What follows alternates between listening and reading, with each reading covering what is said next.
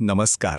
आजच्या या खास चर्चेत तुमचं मनापासून स्वागत आहे. आज आपण अशा एका विषयावर बोलणार आहोत ना, जो आपल्या प्रत्येकाचा अगदी जिव्हाळ्याचा आहे. आपण समर्थच्या एका सुंदर कथेमधून पाहणार आहोत की हल्लीच्या काळात तरुणांवर जे प्रचंड मानसिक दडपण आहे आणि सतत दुसऱ्यांशी तुलना करण्याची जी सवय लागली आहे, त्यातून बाहेर कसं पडायचं. तर मंडळी, यावर थोडा सविस्तर विचार करूया आणि स्वतःलाच एक प्रश्न विचारूया. आजकाल सोशल मीडियाचं वेळ इतकं वाढलंय की प्रत्येकाला फक्त आपलं परफेक्ट आयुष्य जगाला दाखवायचंय. मग अशा जगात जिंकणे म्हणजे नक्की काय? आपण खरंच जिंकत आहोत की फक्त जगाच्या नजरेत जिंकल्याचा खोटा देखावा करत आहोत? विचार करण्यासारखी गोष्ट आहे ना. भाग पहिला, समर्थाचे आभासी जग. इथला सर्वात महत्त्वाचा मुद्दा हा आहे की समर्थचं आयुष्य अक्षरशः दोन वेगळ्या जगांत विभागला गेलंय. एकीकडे मस्त गोल्डन आवरमध्ये कॅफेत काढलेले भारी सेल्फी आणि ट्रेंडी कपडे, जे फक्त जगाला दाखवण्यासाठी आहेत. पण वास्तवात काय? वास्तवात रात्र रात्र जागून केलेला अभ्यास, डोळ्यात दिसणारा तो भयंकर थकवा आणि आतून खाणारा एकटेपणा. बाहेरून दिसणारा हा झगमगाट आतल्या त्या प्रचंड मानसिक ताणतणावावर फक्त एक सुंदर पांघरूण घालत आहे, दुसरं काही नाही. आता हा आकडा बघा, 10,000 पेक्षा जास्त लाईक्स. मोबाईलच्या स्क्रीनवर सतत पॉपअप होणाऱ्या या नोटिफिकेशन्स काही क्षणांचा आनंद नक्कीच देतात, पण ही ना केवळ एक पोकळ संख्या आहे. यातून फक्त इतरांच्या मान्यतेची, व्हॅलिडेशनची भूक वाढत जाते आणि आपण एका अशा भयंकर चक्रव्यूहात अडकतो जिथे आपली स्वतःची किंमत या लाईक्सच्या आकड्यांवरून ठरू लागते. आरशात पाहताना समर्थच्या डोळ्यात जी शून्यता दिसते ना, ती याच पोकळपणाची साक्ष देते.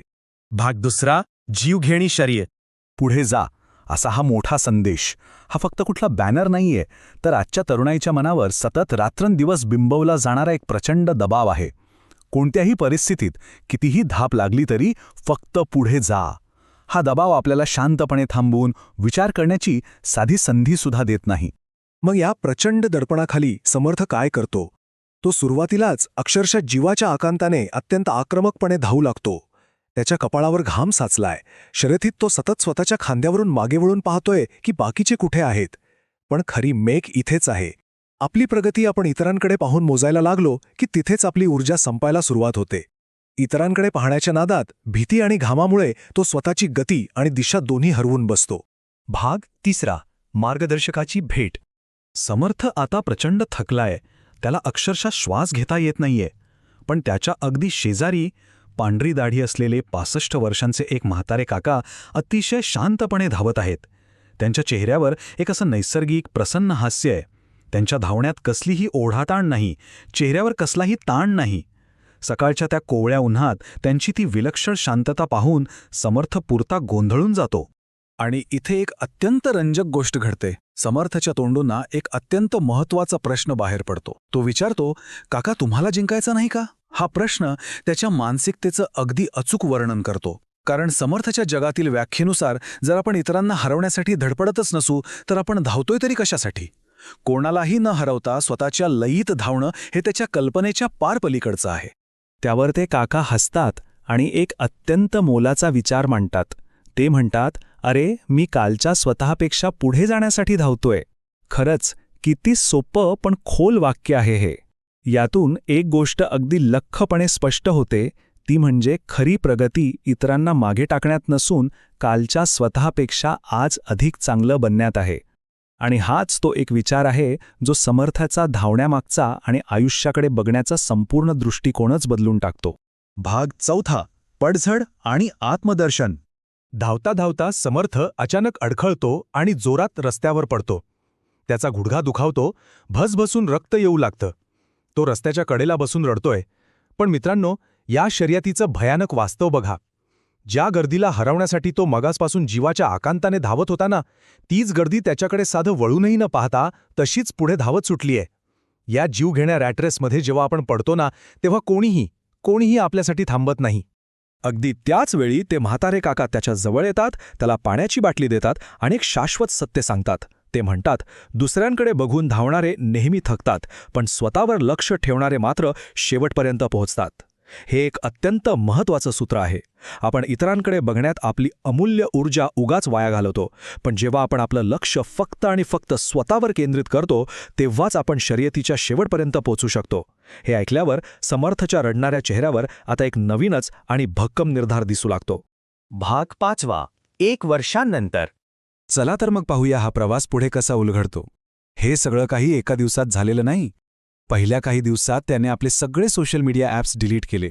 त्या खोट्या जगाशी संपर्कच तोडून टाकला. मग पुढचे काही आठवडे त्याने वाचन आणि ध्यान करण्यात घालवले. काही महिन्यानंतर तो बागेत एकटाच धावू लागला, कोणत्याही घड्याळाच्या किंवा इतरांच्या दबावाशिवाय. आणि बरोबर 1 वर्षानंतर त्याच मॅरेथॉनमध्ये तो पुन्हा उभा राहिला. पण यावेळी सुरुवातीला कोणतीही आक्रमकता किंवा घाई नव्हती, तर त्याच्या चेहऱ्यावर एक विलक्षण शांतता होती. शर्यत संपते आणि तुम्हाला माहितीये समर्थचा कितवा क्रमांक आला? 40वा. हो, तो पहिला आलेला नाहीये, पण तरीही तो आनंदाने रडतोय. त्याच्या चेहऱ्यावरचं हास्य यावेळी अगदी खरंखुर आहे. 40वा क्रमांक येऊनही थोडीसुद्धा निराशा न होता ती फिनिश लाईन पार करताना मिळणारा हा आनंद त्याच्या आत झालेल्या एका खूप मोठ्या बदलाची साक्ष देतो. आणि लांबून तेच काका आज त्याच्यासाठी आनंदाने टाळ्या वाजवत आहेत.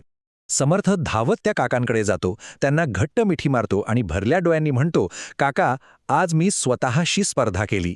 हा खरोखरच एक अत्यंत भावनिक आणि प्रेरणादायी क्षण आहे, कारण त्याला आता पक्का समजलंय की कोणा दुसऱ्याला न हरवताही आपण स्वतःला जिंकू शकतो. हीच त्याची आता सर्वात मोठी आणि खरी ओळख बनली आहे. आणि हे अतिशय उत्तमरित्या स्पष्ट करतं की जगातल्या कोणत्याही व्यक्तीला हरवून मिळालेला विजय हा फक्त तात्पुरता, क्षणभंगूर असतो. आज आपण कोणाला तरी हरवू, उद्या कोणीतरी आपल्याला हरवेल. हे चक्र ना कधीच थांबत नाही. पण स्वतःच्या मनावर विजय मिळवणं, स्वतःच्या मर्यादा ओळखणं आणि कालच्या स्वतःला आज हरवणं, हेच जीवनातील खरं आणि शाश्वत यश आहे. आणि म्हणूनच या संपूर्ण चर्चेचं सार या एकाच ओळीत सामावलेलं आहे. दुसऱ्यांशी नव्हे तर स्वतःशी स्पर्धा करा. आपण आपला प्रगतीचा आलेख नेहमी इतरांच्या यशावरून ठरवणं आता थांबवलं पाहिजे. आपली कालची स्थिती आणि आजची स्थिती यात जर थोडी जरी सुधारणा असेल तर आपण नक्कीच योग्य मार्गावर आहोत हे लक्षात ठेवा. जाता जाता या एकाच प्रश्नावर नक्की मनन करा. आज आपण जे काही करत आहोत, मग तो अभ्यास असो, नोकरी असो वा व्यवसाय, त्यामागे आपला मूळ उद्देश काय आहे? आपण फक्त या गर्दीला हरवण्यासाठी आंधळेपणाने धावत आहोत, की प्रत्येक नवीन दिवशी स्वतःला अधिक चांगलं, अधिक सक्षम बनवण्यासाठी आपण ही शर्यत पळत आहोत? या प्रश्नाचं प्रामाणिक उत्तरच आपल्याला खऱ्या यशाच्या मार्गावर घेऊन जाईल. आजच्या या चर्चेत सहभागी झाल्याबद्दल खूप खूप धन्यवाद. असेच शिकत रहा आणि सर्वात महत्त्वाचं म्हणजे कालच्या स्वतःपेक्षा आज थोडे अधिक पुढे जात रहा.